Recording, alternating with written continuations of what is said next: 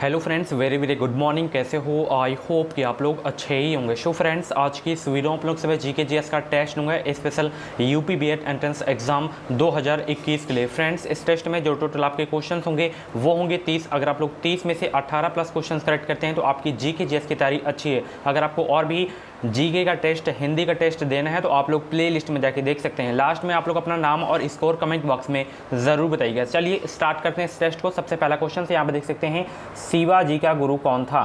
4 option आपके सामने दिए गए हैं। जो भी इस क्वेश्चन का राइट आंसर आप लोग कमेंट बॉक्स में फटाफट बताने का प्रयास करें कि शिवाजी का गुरु कौन था। एक क्वेश्चन में आपको मैं 4 से 5 सेकंड का समय दूंगा। ज़्यादा समय चाहिए आंसर सोचने का तो आप लोग वीडियो को रोक भी सकते हैं। तो शिवाजी का गुरु कौन था? रामदास। कौन थे? रामदास। ऑप्शन इसका बी करेक्ट होगा इस क्वेश्चन का राइट आंसर। अगला प्रश्न, ऋग्वेद का कौन सा मंडल पूर्णतः सोम को समर्पित है? ऋग्वेद का कौन सा मंडल पूर्णतः सोम को समर्पित है? दूसरा का राइट आंसर बताने का प्रयास करें।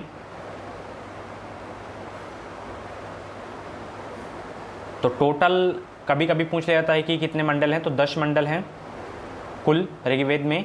और इसकी जो है 9वें मंडल में क्या है, 9वें मंडल में जो है सोम को समर्पित है पूर्णतः। ठीक है, ऑप्शन इसका सी करेक्ट होगा इस क्वेश्चन का राइट आंसर। सैंधव सभ्यता का महान स्नानागार कहाँ से प्राप्त हुआ था? ये क्वेश्चंस मैं हिस्ट्री की टॉपिक वाइज की क्लास में करवाया हूँ। स्नानागार यानी कि बाथरूम कहाँ से प्राप्त हुआ था? मोहनजोदड़ो से प्राप्त हुआ था। ऑप्शन इसका ए करेक्ट होगा इस क्वेश्चन का राइट आंसर। कौन सा इसमें सुमेलित है आपको बताना है। निम्नलिखित में से कौन सा सुमेलित है? 4 का राइट आंसर बताने का प्रयास करेंगे सभी लोग।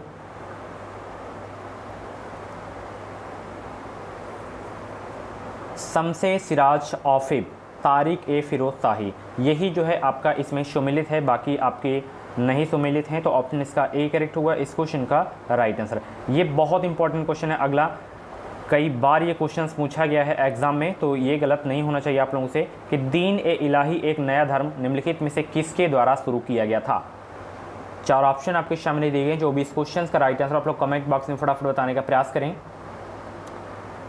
दीन ए इलाही एक नया धर्म था, ये जो है शुरू किया गया था अकबर के द्वारा। कब शुरू किया गया था? 1582 में। ठीक है, ऑप्शन इसका सी करेक्ट होगा इस क्वेश्चन का राइट आंसर। 1582 ईस्वी याद रखना है। ठीक है, बुद्ध जो है किस वंश से संबंधित है? बुद्ध किस वंश से संबंधित है? 6 का राइट आंसर बताने का प्रयास करेंगे सभी लोग।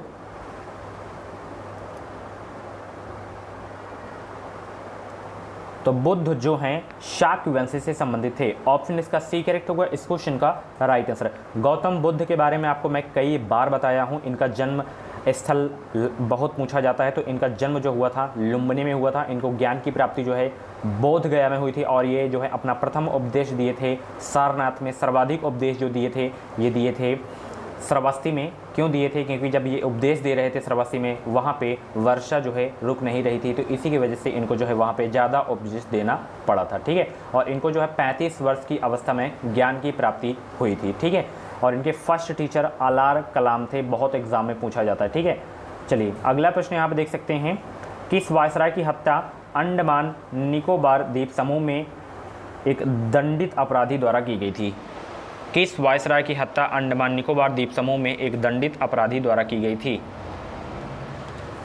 लॉर्ड मेयो की हत्या जो है की गई थी। ठीक है, ऑप्शन इसका सी करेक्ट होगा इस क्वेश्चन का राइट आंसर। और इनके ही शासनकाल में जो है प्रथम जनगणना हुई थी, और लॉर्ड रिपन में नियमित जनगणना की शुरुआत हुई थी। ठीक है, चलिए अगला प्रश्न, निम्न में से किसने निकास के सिद्धांत का प्रतिपादन किया था? निम्न में से किसने निकास के सिद्धांत का प्रतिपादन किया था? दादा भाई नौरोजी। ठीक है, ऑप्शन इसका ए करेक्ट होगा इस क्वेश्चन का राइट आंसर। इंपॉर्टेंट क्वेश्चन है आपके एग्जाम के लिए। चलिए अगला प्रश्न यहाँ पे देख सकते हैं, निम्नलिखित में से कौन काकोरी कांड से संबंधित नहीं था? काकोरी कांड से संबंधित नहीं था कौन?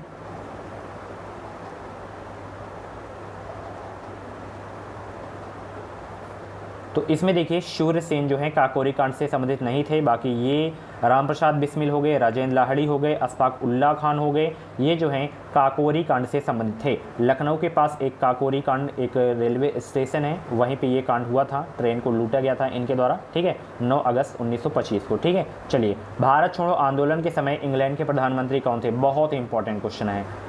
भारत छोड़ो आंदोलन के समय इंग्लैंड के प्रधानमंत्री कौन थे? 10 का राइट आंसर बताने का प्रयास करें तो वो थे इंग्लैंड के प्रधानमंत्री चर्चिल। ऑप्शन इसका बी करेक्ट होगा इस क्वेश्चन का राइट आंसर। निम्नलिखित में से कौन सा भारत में सबसे बड़ा नदी द्वीप समूह है?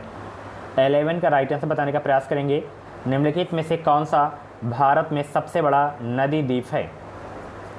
वो है माजुली द्वीप। ठीक है, ऑप्शन इसका ए करेक्ट होगा इस क्वेश्चन का राइट आंसर। माजुली द्वीप है कहाँ पे? असम राज्य में। ठीक है, चलिए अगला प्रश्न यहाँ पे आप लोग देख सकते हैं कि सहारा अफ्रीका किस हिस्से में स्थित है? सहारा अफ्रीका किस हिस्से में स्थित है? 12 का राइट आंसर बताने का प्रयास करेंगे सभी लोग। सहारा मरुस्थल जो है किस हिस्से में है? ये है उत्तरी हिस्से में। ठीक है, ऑप्शन इसका सी करेक्ट होगा इस क्वेश्चन का राइट आंसर। दुनिया की सबसे ऊंची चोटी माउंट एवरेस्ट नेपाल में एक लोकप्रिय नाम क्या है? इसका जो है अन्य नाम क्या है ये आपको बताना है। सभी लोग 13 का राइट आंसर बताने का प्रयास करेंगे। क्या होगा? दुनिया की सबसे ऊंची चोटी माउंट एवरेस्ट का नेपाल में एक लोकप्रिय नाम क्या है?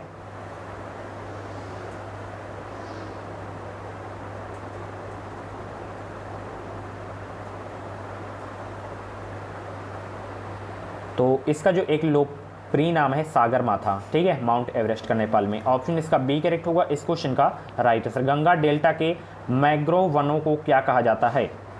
गंगा डेल्टा के मैंग्रोव वनों को क्या कहा जाता है? इसे कहा जाता है सुंदर वन। ऑप्शन इसका बी करेक्ट होगा इस क्वेश्चन का राइट आंसर। नीली क्रांति संबंधित है किससे? ये सारे के सारे क्वेश्चंस पढ़ाए हुए हैं और याद भी हो गए आपको। तो नीली क्रांति जो संबंधित है वो मछली उत्पादन से संबंधित है। ऑप्शन इसका ए करेक्ट होगा इस क्वेश्चन का राइट आंसर। इंपॉर्टेंट क्वेश्चन है आपके एग्जाम के लिए। ठीक है, कभी कभी पूछ लिया जाता है श्वेत क्रांति का संबंध किससे है? तो दुग्ध उत्पादन से। ठीक है, और पीली क्रांति का संबंध पूछ लिया जाता है तो तिलहन उत्पादन से है। ठीक है, चलिए अगला प्रश्न, ऑपरेशन फ्लड किस कार्य से संबंधित है? ऑपरेशन फ्लड किस कार्य से संबंधित है? ऑपरेशन फ्लड किस कार्य से संबंधित है? ये संबंधित है दुग्ध उत्पादन से। ऑप्शन इसका ए करेक्ट होगा इस क्वेश्चन का राइट आंसर। अगला प्रश्न यहाँ पे आप लोग देख सकते हैं कि विश्व में हरित क्रांति के जनक कौन है? कई बार ये क्वेश्चंस मैं बताया हूँ।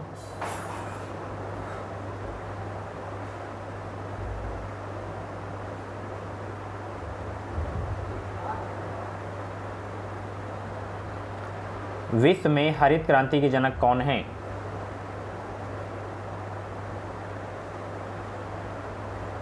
वो हैं नॉर्मन ई बोरलॉग। ऑप्शन इसका ए करेक्ट होगा इस क्वेश्चन का राइट आंसर। इंपॉर्टेंट क्वेश्चन है आपके एग्जाम के लिए। ठीक है, चलिए अगला प्रश्न यहाँ पे देख सकते हैं आप लोग, किस देश ने वस्तु एवं सेवा कर सबसे पहले लागू किया था? उस देश का नाम बताएं जिसने सबसे पहले जीएसटी को लागू किया था।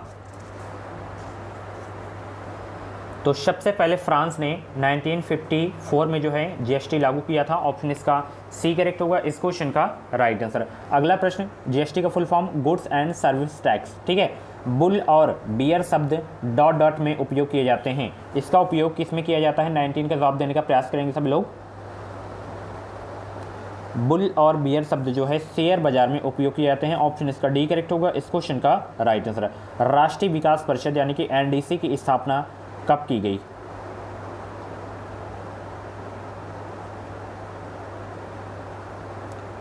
तो एनडीसी की जो स्थापना की गई थी 6 अगस्त 1952 को। ठीक है, ऑप्शन इसका बी करेक्ट होगा इस क्वेश्चन का राइट आंसर। अगला प्रश्न आपकी स्क्रीन पे है, 11 दिसंबर 1946 को किसे संविधान सभा का स्थायी अध्यक्ष चुना गया था? डॉक्टर राजेंद्र प्रसाद को संविधान सभा का स्थायी जो है अध्यक्ष चुना गया था। अगर अस्थायी अध्यक्ष पूछे तो डॉक्टर सच्चिदानंद सिन्हा। ठीक है, भारतीय संविधान की आत्मा किसे कहा जाता है? भारतीय संविधान की आत्मा किसे कहा जाता है? 22 का राइट आंसर बताने का प्रयास करेंगे सब लोग। तो भारतीय संविधान की आत्मा कहा जाता है प्रस्तावना को। किसको कहा जाता है? प्रस्तावना को। सारे के सारे क्वेश्चंस करवाए हुए हैं। चलिए, भारत के राष्ट्रपति के निर्वाचन के लिए न्यूनतम निर्धारित आयु कितनी है? 35 वर्ष। ठीक है, चलिए राज्यसभा के लिए नामित निर्वाचित प्रथम फिल्म अभिनेत्री कौन थी? वो थी नरगिस दत्त। ठीक है, ऑप्शन इसका ए करेक्ट होगा इस क्वेश्चन का राइट आंसर। लोक लेखा समिति अपनी वार्षिक रिपोर्ट किसे पेश करती है? 25 का जवाब देंगे। लोक लेखा समिति अपनी वार्षिक रिपोर्ट किसे पेश करती है?